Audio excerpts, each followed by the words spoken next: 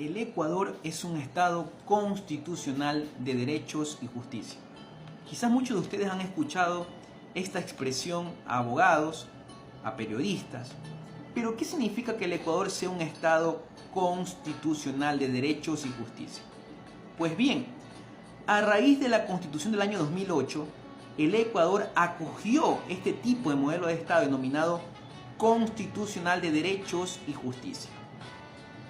Lo que implica que sea un Estado constitucional de derechos y justicia es que la Constitución va a ser la norma suprema dentro del Estado ecuatoriano. Es decir, la Constitución va a ser aquella que va a definir los derechos, es aquella que va a definir las garantías y es aquella que va a estructurar y organizar el poder. Es a partir de la Constitución donde todas las normas infraconstitucionales deben estar en armonía con la misma. Caso contrario, carecerán de eficacia jurídica. Eso claramente lo expresa el artículo 426 y 424 de la Constitución. Es decir, la Constitución, que va a estar en la cúspide de la montaña, va a guiar a todo el ordenamiento jurídico, va a influenciar para que sus leyes, sus reglamentos, sus decretos estén en armonía con la Constitución. ¿Y por qué deberían estar en armonía con la Constitución? Porque va a ser la Constitución la que va a definir y va a estipular los derechos fundamentales y va asimismo a consagrar las garantías para poder ejercer esos derechos, para poder reclamar esos derechos. Por esa razón, el Estado ecuatoriano es constitucional de derechos, en plural, porque hay una diversa cantidad de derechos.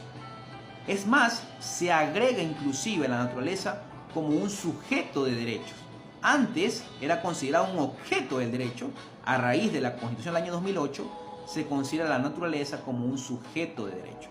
Es por esa razón que al ser nuestra Constitución garantista en derechos, es que nosotros hemos adoptado ese modelo de Estado que busca garantizar a través de las diversas garantías constitucionales los derechos, principalmente los derechos fundamentales como por ejemplo la vida, la libertad o inclusive la igualdad, ¿no? Ahora bien, ¿qué otra característica define lo que es el Estado constitucional de derechos y justicia? Pues otra característica es la justicia. Es decir, el modelo de Estado va a buscar que las políticas públicas, tal como expresa el artículo 85 y 84 de la Constitución, busquen garantizar una justicia social.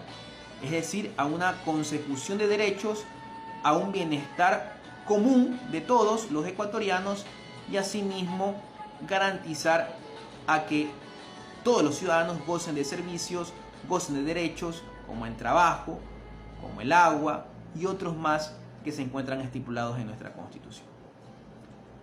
Y por último, una de las características también importantes es que este modelo de Estado constitucional de derechos y justicia, una de sus características es el activismo judicial, el cual permite que los jueces creen derecho al momento de conocer garantías jurisdiccionales que son de su competencia.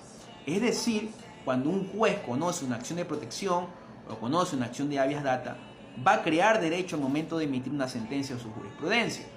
Por esa razón es que se garantiza o se afianza ese activismo judicial, que es una de las características principales del Estado constitucional de derechos y justicia. Con este pequeño tips espero que les haya sido de su agrado y pues bien, ya saben, Estado constitucional de derechos y justicia significa una preponderancia de la Constitución y de los derechos fundamentales consagrados en ella. Muchas gracias.